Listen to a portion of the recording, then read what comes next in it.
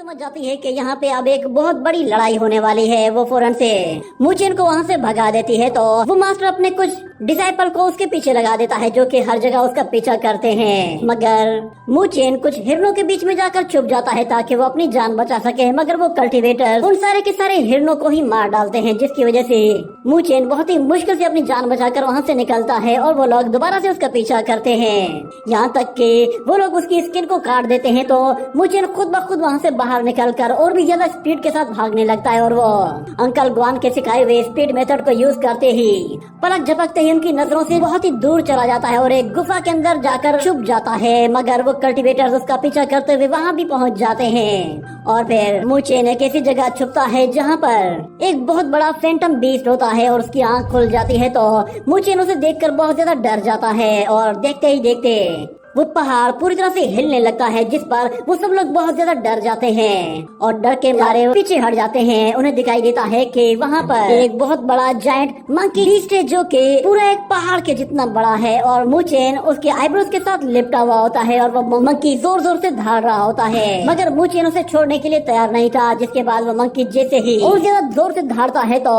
मूचेन वहाँ से नीचे गिर जाता है और हमें फिर उस मंकी का साइज दिखाया जाता है जो कि एक पहाड़ से भी ज्यादा ऊंचा लग रहा होता है। और मूचेन नीचे गिरते हुए खुद को बचाने के लिए किसी तरह जमीन पर आकर लैंड करता है और दूसरी तरफ वो वॉरियर जब मूचेन को देखता है तो वो फौरन से उसे मारने के लिए अपनी सोर्ड निकालता है और उस पर जैसे ही हमला करता है तो बीच में वो जायंट मंकी उन पर हमला करते हुए दोनों को ही बहुत ही बुरी तरह से जख्मी करके उठाकर दूर फेंक देता है।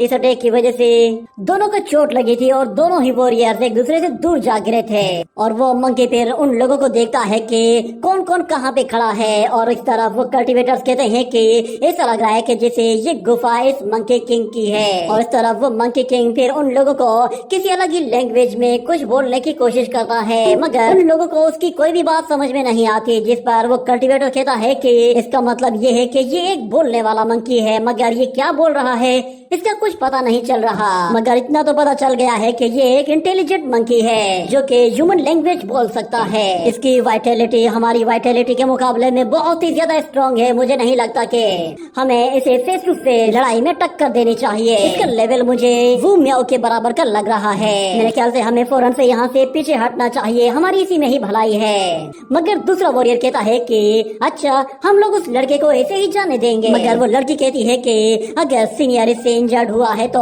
वो लड़का तो उस पंच से मर ही गया होगा। ये सुनने के बाद वो जायंट मंकी मूचेन की तरफ देखता है। वो एक जगह पड़ा हुआ था। जैसे ही वो मंकी अपनी उंगली से उसे पलटता है तो हमें दिखाया जाता है कि मूचेन मरने का नाटक कर रहा होता है। ये देखकर वो मंकी बहुत ज्यादा हैरान हो जाता है कि ये कैसे मर गया। वो उसे अपनी फिंगर से होश में लाने की कोशिश करता है, मगर उसका भी कोई फायदा नहीं होता। और दूसरी तरफ वहाँ पे खड़े हुए लोग ये देखते हैं कि ये लड़का मर कैसे गया। मगर वो जायंट मंकी बहुत ज्यादा गुस्से में आ जाता है क्योंकि वो कभी भी किसी को मारना नहीं चाहता था, मगर जाने अनजाने में उसने मूचेन को जान से मार दिया था और इस पर उसे बहुत ज्यादा अफसोस हो रहा होता है। वो बहुत ही जोर जोर से चिल्लाना शुरू कर देता है। मगर हम देखते हैं कि मूचेन जैसे अपनी आंखें खोलता है तो वो जायंट मंकी अपना हाथ उसकी तरफ बढ़ाकर उसे हवा में ऊपर उठा लेता है और जोर जोर से चिल्लाते हुए फिर से कुछ कहना शुरू कर देता है जो कि किसी के पल्ले नहीं पड़ता। और ऊपर से मूचेन वो जानबूझकर मरने का नाटक कर रहा था, जिसके बाद वो लड़की उसे पहचान जाती है कि ये जानबूझकर मरने की एक्टिंग कर रहा है। ये सुनते ही वो मंकी किंग उसकी तरफ देखता है तो अचानक से मूचेन होश में आता है और वो अपने आप को जायंट मंकी से छुड़ाकर फौरन से ऊपर जाने की कोशिश करता है, जिस पर वो मंकी किंग उसे पकड़ने की भी कोशिश करता है। मगर मूचेन बहुत ज्यादा फास्ट और फ्लेक्सिबल होने की वजह से उसके पंजों से निकलकर वहाँ से और भी ज्यादा ऊंचाई की तरफ जाता है और उसके सिर पे जाके पहुँच जाता है। उस तरफ वो मंकी उन डिसाइपल्स की तरफ एक पत्थर थ्रो कर देता है तो वो लोग अपनी सोर्स की मदद से उस पत्थर को काट कर उसके टुकड़े टुकड़े कर देते हैं। और यहाँ पे मूचेन जैसे ही उस मंकी किंग से अपनी दूरी बनाता है तो वो मंकी किंग अपना हाथ उसके बेहद करीब ले आया था और उसे मारने ही वाला था कि मूचेन अचानक से एक सीटी बजाता है, जिसकी आवाज सुनकर वो मंकी किंग रुक जाता है क्योंकि उसे ऊपर कुछ बर्ड्स दिखाई देते हैं। और फिर हमें दिखाया जाता है वहाँ पर एक और हिरन आ जाता है जो कि उस जायंट मंकी किंग के आगे आकर बैठ जाता है और फिर उसे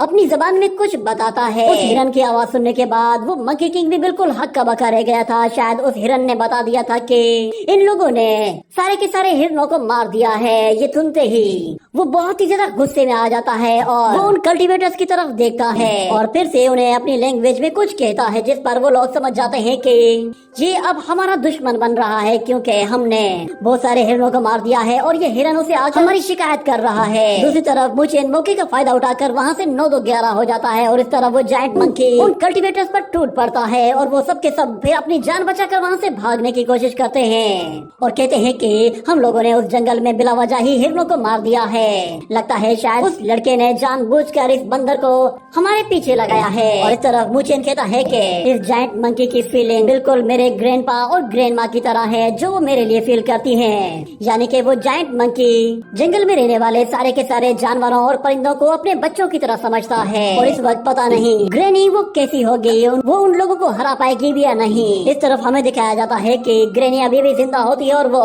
उन कल्टीवेटर से अपनी जान बचाकर वहाँ से भागने की कोशिश करती है, मगर वो सारे के सारे उसे चारों तरफ से आकर घेर लेते हैं। उसे मुचेन की बहुत ज्यादा फिक्र होने लगती है और वो कहती है कि पता नहीं वो कैसा होगा, वो घर पहुँचा भी है या नहीं। इतना कहने के बाद एक मास्टर पीछे से उस पे सोर्ड से हमला करता है, जिससे वो बाल बाल बचती है और अपने थ्रेड का इस्तेमाल करके उन सोर्ड्स को पकड़ने की कोशिश करती है। तो दूसरी तरफ वो सारे के सारे फिर एक साथ मिलकर अपनी एक कंबाइंड फॉर्मेशन का इस्तेमाल करते हैं, जिससे वो लोग एक साथ मिलकर 5 एलिमेंट डीमन रिफाइनिंग फॉर्मेशन को एक्टिवेट कर देते हैं, जिससे वो किसी तरह के भी इविल डीमन को एलिमिनेट कर सकते हैं। और हमें दिखाया जाता है वो पांचों के पांचों अलग अलग तरह की एलिमेंटल पावर को यूज करते हुए कहते हैं कि हम लोग राइट पाथ को हर हाल में सिक्योर करेंगे।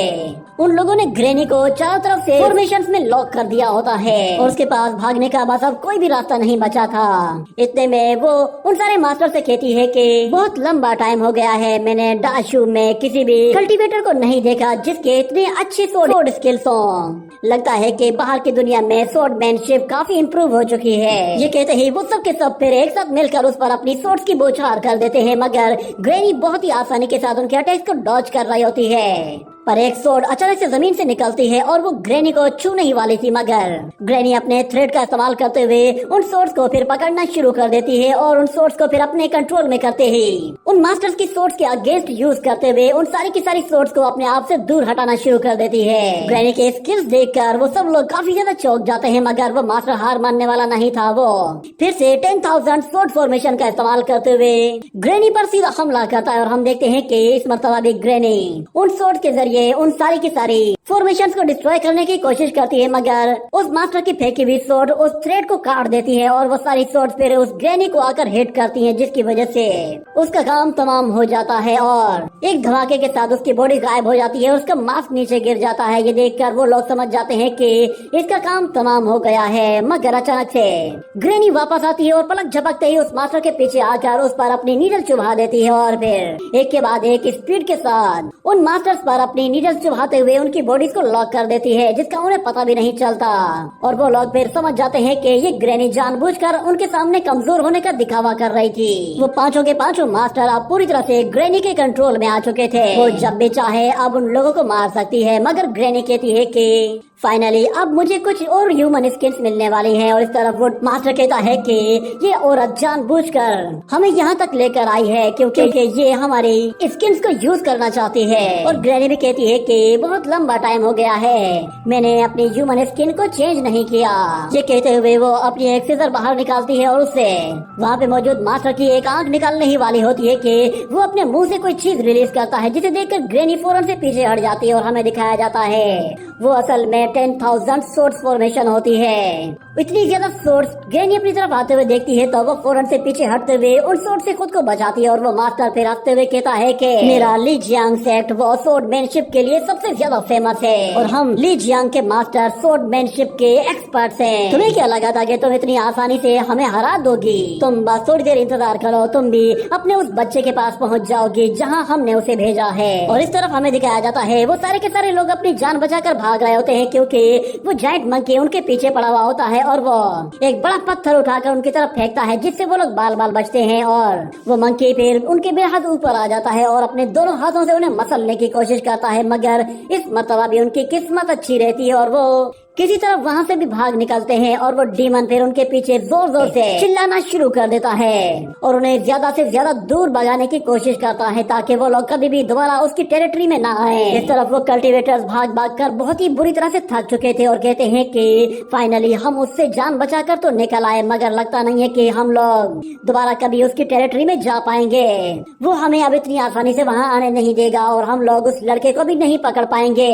अगर हम लोग खाली हाथ वापस जाते हैं तो हम मास्टर को क्या मुंह दिखाएंगे, हमारी सारी इज्जत मिट्टी में मिल जाएगी। मगर वहाँ पे खड़ी हुई लड़की कहती है कि हम उसे इतनी आसानी से भागने नहीं देंगे, तुम लोग बेफिक्र हो जाओ। उसकी की वो बहुत ही ज्यादा ऑफेंसिव है, इसलिए उसे ढूंढना इतना ज्यादा मुश्किल नहीं होगा। ये कहने के बाद वो उसकी की को डिटेक्ट करने की कोशिश करती है और हमें दिखाया जाता है कि वो बहुत ही आसानी के साथ उसकी की को डिटेक्ट कर लेती है और उसे वो मिल भी जाता है और उसे पता चल जाता है कि वो किस डायरेक्शन की तरफ जा रहा है और वो अपने सारे साथियों को बताती है कि वो लड़का इस डायरेक्शन की तरफ गया है।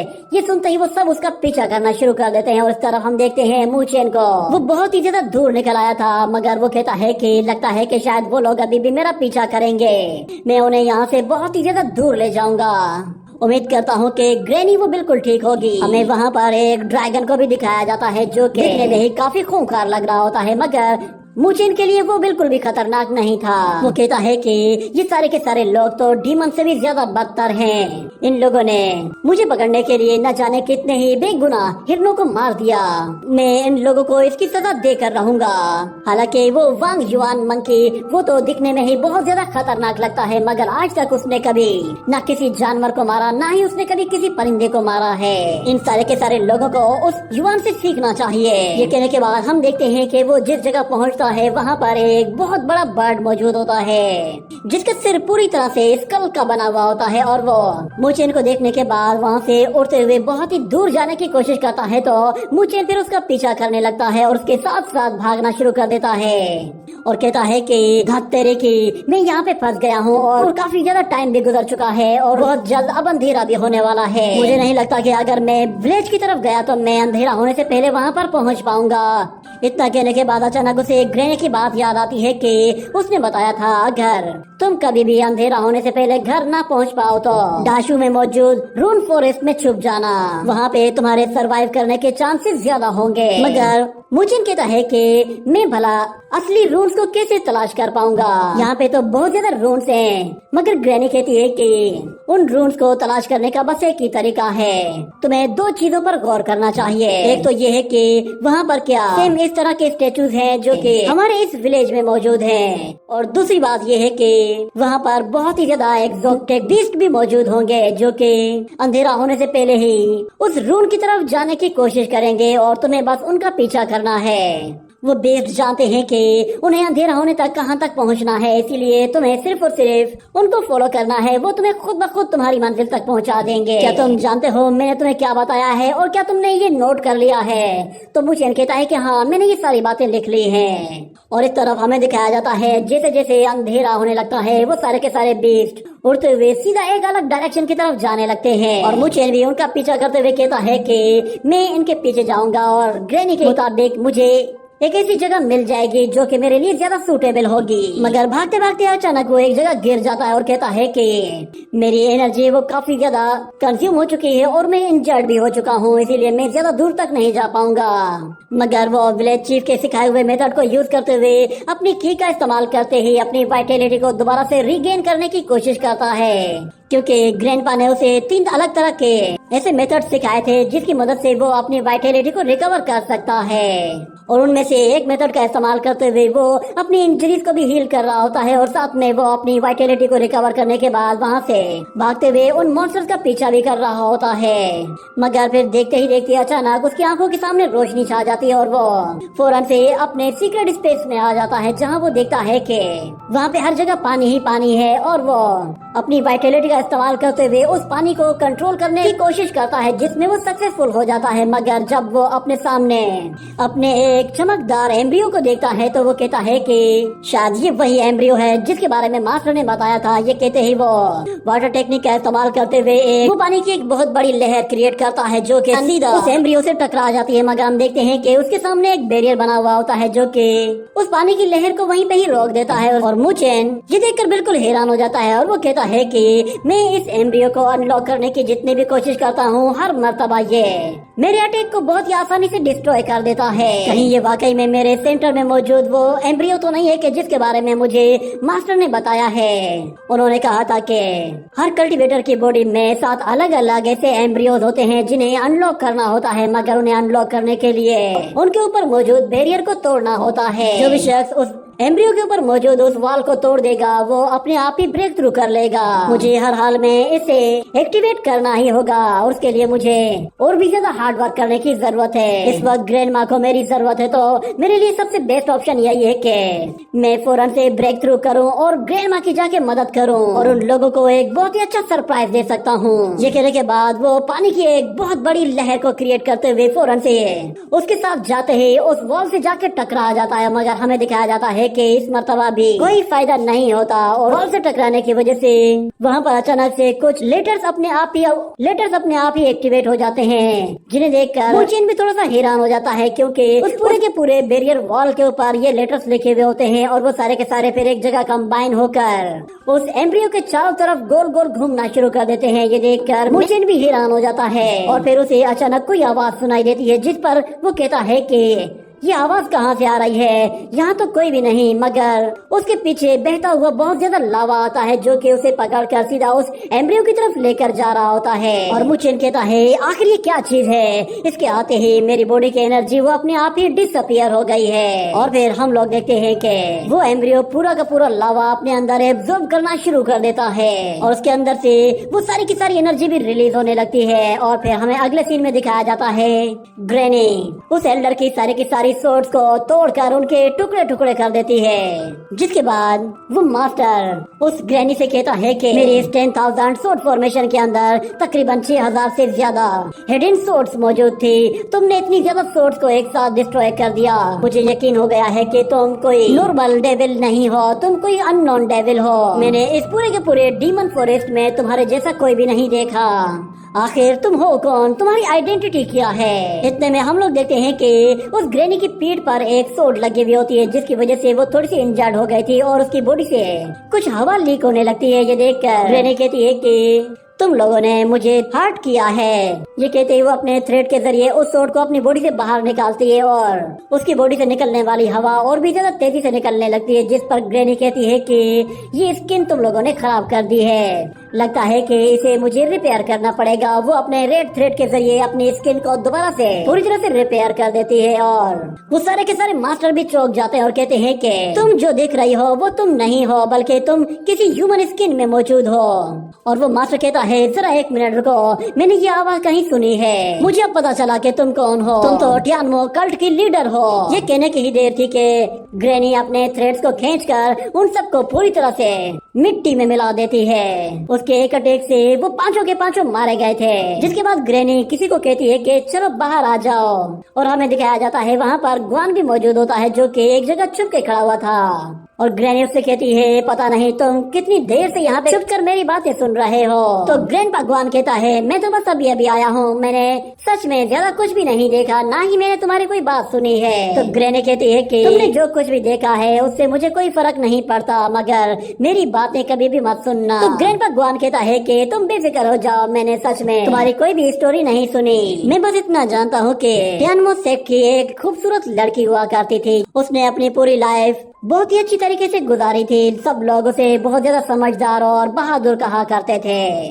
मगर उसने आखिर में जाकर एक बहुत बड़ी गलती कर दी। वो डीमन सेक्ट के एक बहुत ही खूबसूरत सेंट के साथ मोहब्बत में गिरफ्तार हो गई, इसलिए उसने अपने सेक्ट को छोड़ दिया और डीमन सेक्ट के उस सेंट के साथ शादी कर ली। मगर सुनने में आया था कि उस खूबसूरत लड़की ने अपनी शादी की रात को ही अपने ही हस्बैंड को जान से मार दिया, जिसकी वजह से उसकी जितनी भी ज्यादा रेपुटेशन थी या उसने जितनी भी प्रैक्टिस की थी वो सारी की सारी बेकार में चले गई और सब लोग उसके दुश्मन बन गए, क्योंकि वो डीमन की एक डीमन कल्ट बुक को लेकर भाग गई थी और सारे डीमंस उसके पीछे पड़े हुए हैं और अब तक वो उसे मारना चाहते हैं। मगर फिर ग्रैनी भी कहती है कि जब मैं जवान थी उस वक्त मैंने भी एक लड़के की स्टोरी सुनी थी। उस लड़के को दुनिया का सबसे बेहतरीन चोर कहा करते थे, क्योंकि उसकी स्पीड का कोई मुकाबला ही नहीं कर सकता था। उसकी दोनों टांगे इतनी ज्यादा स्ट्रॉन्ग और स्पीड में दौड़ा करती थी कि वो गॉड्स की स्पीड को मैच किया करता था। कोई भी शख्स दुनिया में ऐसा नहीं था जो कि उसे स्पीड के मामले में हरा सके। मगर एक मर्तबा जब वो यान कांग वो स्पाई पैलेस में चोरी करने के लिए गया तो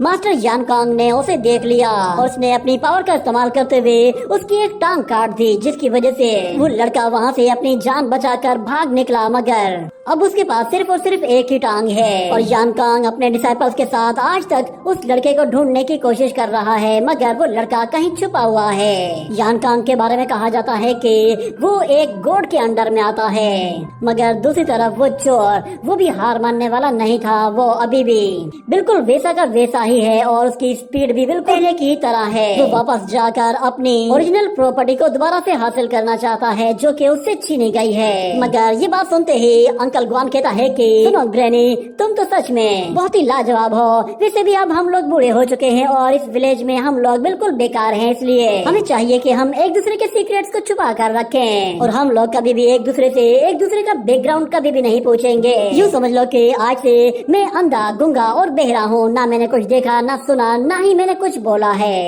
और मैं चाहता हूँ कि तुम भी मेरे मामले में कोई भी बात किसी को भी मत बताओ और खास तौर पर मूचेन को तो इसके बारे में भनक भी नहीं पड़नी चाहिए। ये सुनने के बाद ग्रैनी को याद आता है कि मूचेन तो घर की तरफ गया था। वो उससे कहती है कि क्या तुम्हें मूचेन मिला, वो घर पहुंचा है या नहीं? तो फिर अंकल वान कहता है कि नहीं, मैं तो इस रास्ते से सीधा आया हूँ, मुझे वो कहीं भी नहीं दिखा। ये सुनते ही ग्रैनी फिर फौरन से उसे ढूंढने के लिए निकल जाती है और हमें दिखाया जाता है कि मूचेन वो वेस्टर्न साइड की तरफ जा रहा होता है जहाँ पर सूरज डूबने वाला था और वहाँ पर सारे बीस्ट मॉन्स्टर्स और बर्ड सारे के सारे एक साथ इकट्ठे होकर भाग रहे होते हैं। और मूचेन कहता है कि मैं करूँ तो क्या करूँ, अंधेरा तेजी के साथ बढ़ता जा रहा है। और इस तरफ वो कल्टीवेटर्स भी उसे देख लेते हैं कि वो भाग रहा है, जिस पर वो लोग कहते हैं कि ये जगह मुझे कुछ ज्यादा खतरनाक लग रही है, इसलिए हमें एहतियात से काम करना चाहिए। हम इसे फॉलो करते हैं और देखते हैं कि ये कहाँ पे जाकर छुपता है। वहाँ पर बड़े बड़े बर्ड्स होते हैं जो कि एक साथ भाग रहे होते हैं और कुछ बीस्ट तो इस तरह भाग रहे होते हैं कि जैसे मौत उनका पीछा कर रही हो। वो सारे के सारे एक ऐसी जगह छुपने जा रहे होते हैं कि जहाँ पर उन्हें अंधेरे से कोई बचा सकता है। मगर उन लोगों को ये मालूम नहीं था कि उस अंधेरे में आखिर ऐसा क्या है जो कि उन लोगों की जान ले सकता है। मगर वो सब ये जानते थे कि ये अंधेरा उनके लिए खतरनाक है, तो इसीलिए सारे जानवर, परिंदे, मॉन्स्टर, बीस्ट और यहाँ तक के छोटे छोटे कीड़े मकोड़े भी सभी एक ही डायरेक्शन की तरफ जा रहे होते हैं। और मूचेन देखता है कि सूरज के आगे कोई अंधेरी चीज आ रही है, जिस पर वो कहता है कि आखिर यहाँ पे मौजूद जितने भी लाइफ है ये सारे के सारे डार्कनेस की तरफ ही क्यों जा रही है। यहाँ पर ऐसी कोई न कोई जगह जरूर होनी चाहिए जिसके बारे में ग्रैंडमा ने मुझे बताया था। मुझे उस ब्लैक स्मोक से पहले ही वहाँ तक पहुँचना होगा। और हमें दिखाया जाता है कि सूरज पूरी तरह से ब्लैक हो जाता है और हर तरफ अंधेरा छाने लगता है और उसी के साथ ये एपिसोड यहीं पे ही एंड हो जाता है।